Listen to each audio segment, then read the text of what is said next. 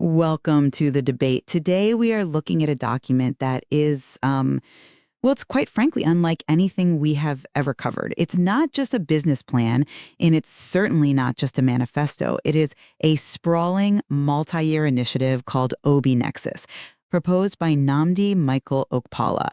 The text, it frames it as a civil collapse mitigation plan.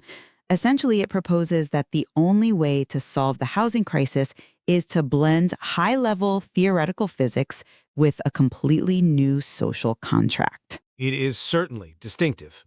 We're looking at a proposal to solve homelessness and institutional failure using, well, quantum field theory, software engineering metrics, and a lawsuit.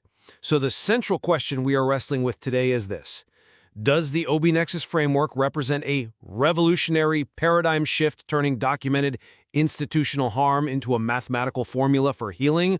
Or is this a fragile utopian construct built on, frankly, contradictory metrics and some very high-risk litigation? I am here to argue that OBINexus offers a necessary, radical alternative to our broken social systems. I believe the computing from the heart philosophy and the rigorous attempt to quantify consciousness via the 95.4% consensus threshold offers a blueprint for dignity that our current institutions simply cannot provide. And I am here to represent the skeptical perspective. I'm looking at the numbers, specifically the claim that you can fund a £300 million initiative via a speculative lawsuit and this attempt to govern human social dynamics using big O notation. I think we have to ask if this is brilliance or if it's a very elaborate breakdown. Okay, well, let's begin with the diagnosis because I think we can both agree the problem is very real. The OBINexus materials paint a stark picture of civil collapse. We are looking at data citing a housing system collapse and the weaponization of Section 184. And just for clarity, for those who don't spend their time reading the Housing Act, Section 184 is the part of the law where the council decides if you are eligible for help. It's the gatekeeper. Exactly. And the founder argues that this gate is often slammed shut illegally. He cites a £117 trillion generational impact on care leavers. But the core of my argument rests on what the materials call the founding paradox. The document states that currently every £1 million in institutional penalties equals one human life systematically destroyed. OBINexus. It aims to reverse this equation. One sustainable home equals one life restored. So this isn't just business, it's a moral calculation. The OBI model presented here is a formal specification for stability. It suggests that if we can achieve an OB state, a unified heart consciousness defined by a precise mathematical boundary of 95.4%, we can ensure decisions are made without discord. I see why you find the moral calculus compelling. I do. The diagnosis of institutional failure is grounded in a reality that many people face. However, I look at the financial architecture, and I see a house of cards. The entire business plan relies on a singular, precarious event, the Romford Court Catalyst case. This is a lawsuit scheduled for August 2025, with an expectation of a £140 million settlement. It is the seed capital, yes. It is a lottery ticket. You cannot build a sustainable housing project for 8,100 people based on the assumption that a council is going to hand you £140 million next August. I mean, if that case fails, or if the settlement is smaller, the entire logic just collapses.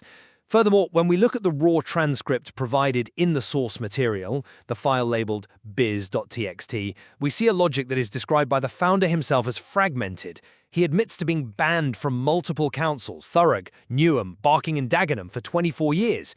He frames this as a standard pattern, but to an investor or just a rational observer, well, being banned from the very institutions you need to negotiate with casts immense doubt on the operational capacity to manage this.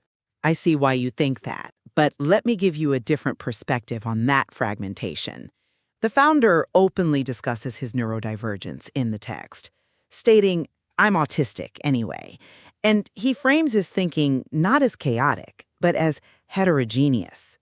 He's seeing patterns others miss. But let's move to the core of the intellectual debate here, which is this fascinating application of mathematics to consciousness. The formal specification document details the 95.4% consensus threshold. This is where the science gets very shaky for me. Bear with me, because the logic is internally consistent. This figure isn't arbitrary. The source material explains it emerges from statistical confidence intervals, specifically 2 standard deviations. The argument is that above 95.4% alignment, the system or the mind achieves the OB state. In this state, cognitive load drops to O of 1. Okay, we need to stop and explain O of 1 because that is pure computer science jargon. Right. In computer science, big O notation measures how hard a computer has to work to find an answer. O of 1 is constant time. It means it takes the exact same amount of time to find an answer, no matter how much data you have. Imagine you have a magical bookshelf where, no matter how many millions of books are on it, you can snap your fingers and the exact book you want appears in your hand instantly. That is O of 1. It is crystallized knowledge. It is intuition. And the alternative? The alternative is O of N, or linear search. That's where you have to walk down the shelf and read the spine of every single book until you find the right one. If you have 1,000,000 books, it takes 1,000,000 times longer. The text argues that trauma and institutional failure force people into that O of N state, constantly searching, constantly filtering, treating every interaction as a potential threat. It doubles the cognitive load. OBINexus is trying to engineer a system that keeps people in that efficient flow state of O of 1. I'm sorry, but I just don't buy that. Let me tell you why. You are taking rigorous software engineering terms and applying them to human psychology in a way that feels like a category error. To say that human consciousness switches from linear search to constant time based on a 95.4% alignment threshold is a massive oversimplification. The 50% degradation proof in the text claims that efficiency halves exactly when alignment drops below this number because the system has to process Ease's inductive path and Yush's deductive path separately. Because the unity is broken. But human beings aren't databases. It treats disagreement as a discord state that is purely inefficient. In a database, yes, having 2 conflicting records is an error. In a community, well, having 2 conflicting opinions is called life. It creates a binary. You are either in unified heart consciousness or you are in discord. That is a dangerous way to design a social system because it pathologizes dissent. It suggests that if I disagree with you, I am dragging the system down from O of 1 to O of N. I am becoming a drag on efficiency just by thinking differently. That's an interesting point, though. I would frame it differently. I don't think it pathologizes dissent. I think it quantifies the cost of trauma. The text speaks of filter flash dynamics. The filter operation, which happens below the threshold, is described as a Bayesian refinement of input. That's analytical thinking. The flash operation is the aha moment. The argument is that for a community to function or for a person to heal, they cannot be perpetually stuck in the filter phase, constantly analyzing threats. They need to reach a state of safety where they can access that O of 1 flash wisdom. It's a formalized way of explaining why people in survival mode, those facing civil collapse, cannot thrive. They are computationally exhausted. I accept the premise that trauma causes exhaustion. But is the solution to that exhaustion this specific framework? Let's look at how this theory hits the ground in the housing model. You mentioned the goal of 8,100 homes. This falls under the Uche division. Yes, the housing for life and work. Right. So the business plan states a land requirement of 1 acre squared equals 1 home. It emphasizes simple, grounded living, floor sleeping, cross-legged eating. It paints a picture of a very rural, low-density, almost monastic life. But then, look at the math in the same document. It sets a community goal of 90 acres equals 8,100 homes. I see where you are going with this. It is a mathematical impossibility based on the initial premise. If 1 home requires 1 acre, which is agricultural density, you cannot fit 8,100 of them on 90 acres. That would require a density of 90 homes per acre. Do you know what 90 homes per acre looks like? That is high-density urban tower blocks. That is not 1 acre squared. So which is it? Is it a sprawling agrarian compound where you own your own acre, or is it a dense urban project? The biz.txt transcript mentions a hierarchy of hostel, house, home, compound, but the spatial logic totally falls apart. I acknowledge the discrepancy in the density figures. It's possible the 1 acre is a unit of value or resource production, rather than strict footprint. But I believe you are missing the qualitative innovation of the Uche model. The focus is on trauma-informed design, utilizing graduated witnessing membranes. Witnessing membranes? What does that actually mean in, construction terms? It's a concept found in the consciousness preservation framework. It's about how much of you is seen by others. It's moving a resident from a space where they are borrowing shelter, a hostel, where you have zero privacy and the state watches you, to a compound they build and own. The biz.txt transcript emphasizes build your own home. I'm not like Thorac Council. It's about agency. The floor sleeping and simple living aren't just lifestyle choices. They are methods to reduce overhead and ground the residents, reducing the cognitive load we discussed earlier. It's about removing the complexity of modern living, furniture, bills, clutter, that keeps people in that anxious search state. That sounds noble, but agency requires resources. The plan assumes these derelict areas can be acquired and developed for £20,000 per home. That figure is incredibly low for UK construction. And again, it brings us back to the risk. We are talking about 32,400 potential residents, families, care leavers, whose security depends on this Romford Court catalyst. If the settlement doesn't materialize, or if the land acquisition fails because the density math is wrong, you haven't created a sanctuary. You've created another systemic failure, another legal entrapment loop, which is ironically what the project claims to solve. Let's talk about those entrapment loops, because the technology proposed to fight them is another pillar of this debate. The OBINexus plan proposes an entrapment by automation detection system with 98.7% accuracy. Another incredibly precise number. Precision is the goal. The source material highlights legal entrapment loops, where institutions use delay and deferral tactics. The lib-polycall system and the enta-Pyman logic system are designed as defensive tools.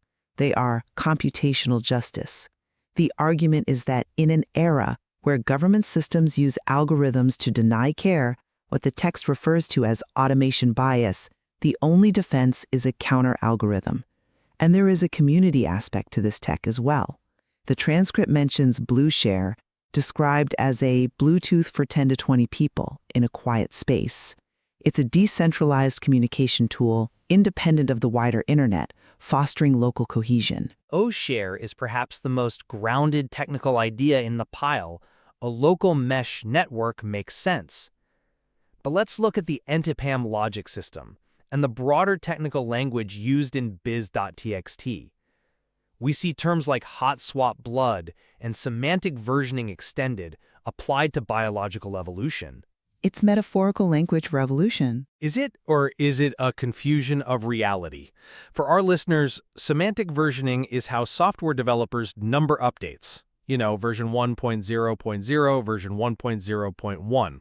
The founder talks about a handshake between personas, where one gives 75% knowledge and the other gives 25% power.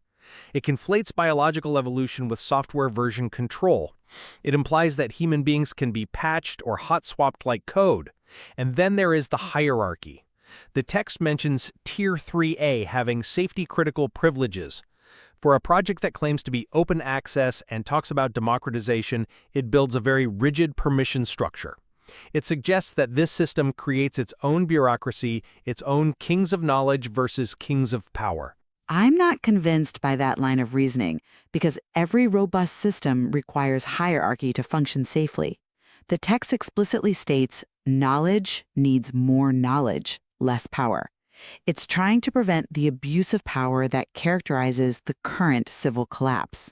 The semantic versioning extended represents an attempt to track growth and change systematically. Think about a care leaver in the current system. They are often lost in the files. Their progress isn't tracked. Their trauma is just managed. When the founder says semantic versioning resolves to a DAG-directed acyclic graph evolution model, he is looking for a way to map human progress that doesn't loop back on itself. It's about preventing regression. That is a very charitable interpretation of what reads like a conflation of disparate fields. But let's pivot to the business reality. The business plan projects a social ROI of transforming 140 million pounds of harm into 8,100 homes. It promises 50 million pounds in annual revenue by year 5. Exactly. It's an ambitious vision of systematic healing. The argument is, when systems fail, build your own. The founding paradox is the economic engine, taking the capital that represents damage, the lawsuits, and converting it into capital for protection, the homes. It is a closed-loop economy designed to break the cycle of poverty. But we have to look at the source of that vision. We have to talk about the founder. In biz.txt, the founder recounts seeing a UFO at age 12. He literally says, "I didn't see any UFO, but I can build a UFO." He talks about falling on stairs, about being angry, about being banned from councils for 24 years cycles. He sees a pattern. 2025 plus 24 equals 2049. He mentions 2073 as well. Right. The business model is inextricably linked to these highly specific, personal, and perhaps untestable experiences of the founder. He frames his 24-year ban as a standard patent or pattern. While the vision is compassionate, can you build a 300 million pound infrastructure project on a foundation that seems so driven by personal grievance and idiosyncratic pattern matching? The text is filmed with defensive language. If you want to put a video on YouTube, I don't really care. Sort your own problem out. This doesn't sound like a stable board of directors. It sounds like a person in deep distress trying to externalize their internal state into a corporation. I see the distress, but I also see resilience. He says, "I will not become what once sought to break me. I will build what can heal us all." That is the core drive. The chaos in the transcript is the raw material. The formal specification is the refined product. OBINexus is attempting to do what almost no other organization is doing, acknowledging the civil collapse of our social safety nets and proposing a total reconstruction from the cognitive level, the 95.4% threshold, to the physical level, the compound. If we dismiss it because the founder's communication style is fragmented, or because he talks about UFOs as metaphors for advanced technology, we might be engaging in the exact kind of institutional exclusion the project fights against. That's a compelling argument, but have you considered that fragmented logic leads to fragmented systems? If the end-to-PEM logic and the chi division are built on the same shaky foundations as the 1 acre squared math, the people who will suffer are the very people the project aims to save. The pilot families, the 200 families in crisis mentioned in the immediate housing intervention, are being invited into an experimental system. If the Romford court case doesn't pay out, or if the quantum classical bridge protocol fails to put a roof over their heads, they are left with nothing but a complex theory about why they are still cold. And I would counter that the current system guarantees they are cold. At least this offers a probability, however slim, of warmth and ownership. Probabilities need to be calculated correctly, and I worry the calculator here is broken. As we wrap up, I want to summarize my position. OBINexus represents a paradigm shift precisely because it is uncomfortable. It attempts to quantify the unquantifiable, dignity, consciousness, trauma, in order to protect it. The 95.4% threshold, the OB state, the graduated witnessing membranes, these are tools to build a fortress around the human spirit. Even if the math is metaphorical, the goal of systematic healing is the most rational response to a world in collapse. And I conclude that while the diagnosis of civil collapse is acute and accurate, the solution proposed is dangerously fragmented. The project risks becoming a discord state itself. It relies on a massive, singular legal windfall and a mix of incompatible theoretical frameworks, quantum mechanics, software versioning, and urban planning. It promises a constant-time solution to a linear search problem, but the real world is rarely that efficient. It seems we are left with a fundamental question. Is the OBINexus framework a glimpse into a future where we engineer our way out of suffering, or is it a mirror reflecting the very chaos it tries to tame? A question our listeners will have to answer for themselves. Indeed. Thank you for listening to the debate.